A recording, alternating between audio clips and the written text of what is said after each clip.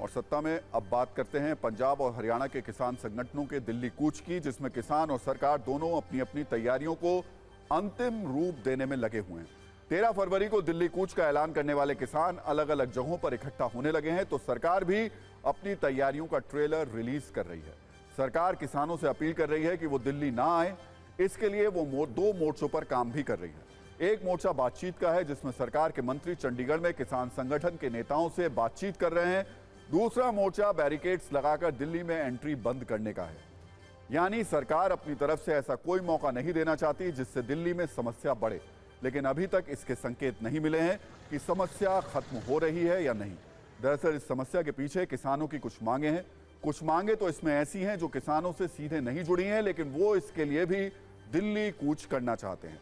दरअसल इस बार किसानों के प्रदर्शन में हरियाणा और पंजाब के संगठनों का वर्चस्व है। दोनों राज्यों के 20 से ज्यादा किसान संगठनों ने दिल्ली कूच का ऐलान किया है। इनकी दो प्रमुख मांग हैं। एमएसपी पर कानून गारंटी मिले, एमएस स्वामीनाथन आयोग की सिफारिशें लागू हो। इन दोनों प्रमुख मांगों के अलावा किसानों ने और कई मुद्दों को अपने एजेंडे में शामिल किया है, जिसमें खरीद की गारंटी मिले, कृषि लागत कम करने, कर्ज माफी का ऐलान करने, पुरानी पेंशन योजना बहाल करने, न्यूनतम वेतन 26,000 रुपए प्रति माह करने, महंगाई पर रोक लगाने, उद्योगों का निजीकरण रोकने, मजदूर विरोधी 4 श्रम कानून हटाने, खुदरा कारोबार में कॉरपोरेट एंट्री बंद करने और नई शिक्षा नीति 2020 रद्द करने की मांग की है। और हम आपको यहां थोड़ी सी एक चीज और बता दें कि ये जो संगठन है, इसमें किसान संगठन भी हैं और मजदूर संगठन भी शामिल है, इसलिए ये मांगे दिखाई दे रही हैं। किसानों की मांगों वाली लिस्ट में बहुत सी मांगे ऐसी हैं जिनसे उनका सीधा वास्ता नहीं है, लेकिन अब जब उन्होंने दिल्ली कूच का ऐलान कर ही दिया है तो वो इस कोशिश में है कि ज्यादातर चीजों को अपने एजेंडे में शामिल कर ले। वैसे पिछली बार के लाल किला कांड से सबक लेते हुए सरकार इस बार बेहतर सुरक्षा इंतजाम की कोशिश में लगी है, या यूं कहें कि इस बार सड़क पर बैरिकेड्स की मजबूती ज्यादा है। सीमेंट वाले बैरिकेड्स का इस्तेमाल किया जा रहा है।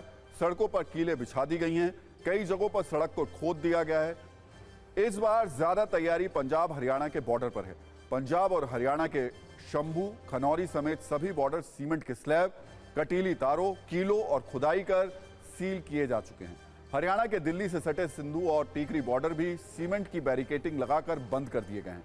शंभू बॉर्डर पर तो हरियाणा पुलिस ने 7 लेयर के बैरिकेड लगाकर हाईवे को जाम कर रखा है। पैरामिलिट्री फोर्सेस और हरियाणा पुलिस के जवानों की तैनाती बढ़ा दी गई है। उत्तर प्रदेश की तरफ दिल्ली से सटे गाजीपुर बॉर्डर पर भी लोहे के बैरिकेड्स लगा दिए गए। दिल्ली पुलिस ने यहां धारा 144 लागू करते हुए यूपी हरियाणा जाने वाले वाहनों के लिए ट्रैफिक एडवाइजरी जारी कर दी है।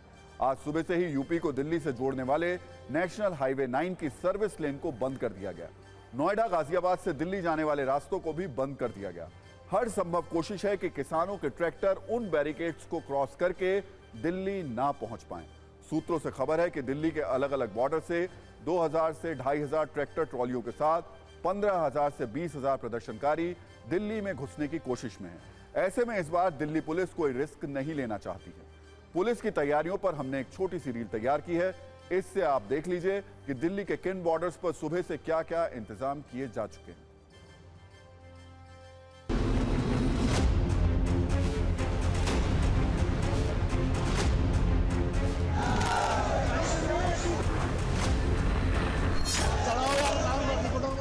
किसानों के 13 फरवरी के प्रस्तावित दिल्ली कूच को देखते हुए अंबाला में जो शंभू बॉर्डर है, जो कि पंजाब और हरियाणा को आपस में जोड़ता है, वहां पर अभूतपूर्व सुरक्षा के बंदोबस्त किए गए हैं। पूरा जो बॉर्डर है उसको सील कर दिया गया। आप देखिए सड़क के बीचों बीच इस तरह के नोकीले सरिये यहाँ पर लगा दिए गए हैं।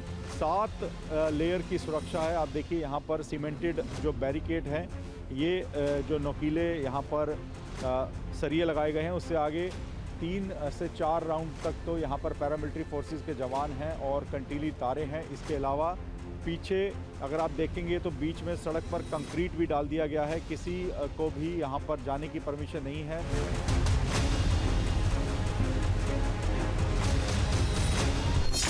इस वक्त हम सिंघू बॉर्डर पर मौजूद हैं और आपको चारों तरफ बड़ी संख्या में लोहे के बैरिकेड, इस तरीके से सीमेंटेड बैरिकेड और साथ ही लोहे के कंटेनर चारों तरफ यहां पर रखे हुए दिखाई देंगे।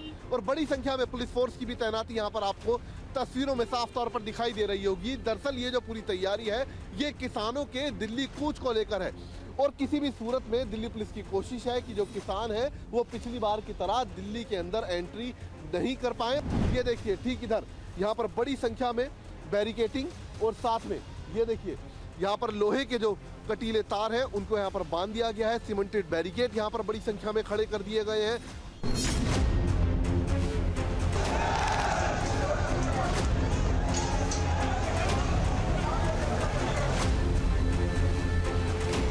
इस वक्त हम मौजूद हैं टीकरी बॉर्डर पर, जहां तस्वीरों में देख सकते हैं कि दिल्ली पुलिस के जवान यहां पर अभी से तैनात हो चुके हैं और उसके साथ ही अगर बात करें तो यहां पर सीमेंट की बैरिकेड भी पहुंच चुके हैं। आप देख सकते हैं कि यहां पर आपको सीमेंट का एक छोटा बैरिकेड जो है वो नजर आएगा। कई इस तरह के बैरिकेड जो है वो टीकरी बॉर्डर पर पहुँच चुके हैं। इसके अलावा करीब 6 फुट का सीमेंट का बैरिकेड भी यहाँ पर पहुँच चुका है।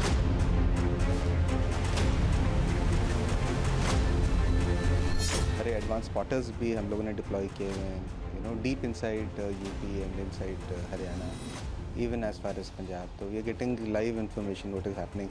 और हम लोगों ने अपना जो एक अरेंजमेंट है 11 तारीख से ही नॉर्थ ईस्ट डिस्ट्रिक्ट में 11 तारीख से ही शुरू कर दिया था।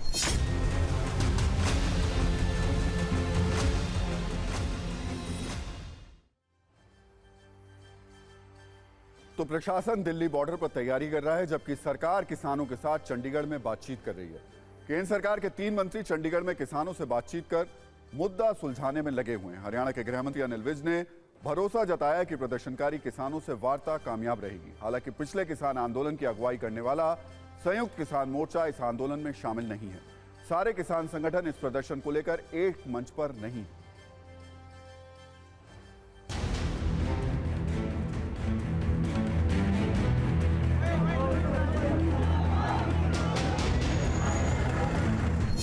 मुझे लगता है कि ऐसा तो आज़ादी की लड़ाई के दौरान जब यह देश गुलाम था तब भी अंग्रेजों ने भी नहीं किया था। मुझे लगता है कि ये लोकतंत्र को किसी तरह से कत्ल करने के लिए ये सरकार उतारी हुआ। भारतीय जनता पार्टी जो ये किलें ठोंक रही है, ये किसानों के दिलों पर किलें ठोंक रही है, उनके सीने पर ये किलें ठोंक रही है, जो किसी भी कीमत पर देश बर्दाश्त नहीं कर सकता।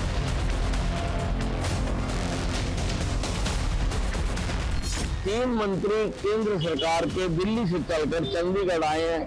पहले दौर की वार्ता हो चुकी है और अब दूसरे दौर की वार्ता भी होने जा रही है। फिर मंत्री आ रहे हैं और मुझे पूरी उम्मीद है कि बातचीत से बड़े बड़े मसले हल होते हैं और ये मसला भी हल हो जाए।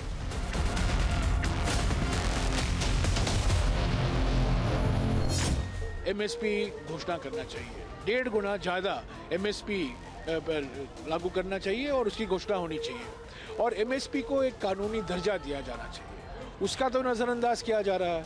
पिछले 3-4 साल से किसान संगठन इसी की मांग कर रहे हैं।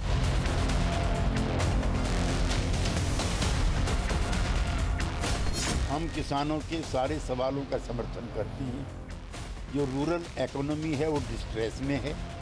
हम पहले भी कहते थे, आज भी कहते हैं कि जो न्यूनतम समर्थन मूल्य मिलता है वो नाकाफी, और जो तय होता है उस पर भी किसानों के साथ कभी खरीद नहीं होती।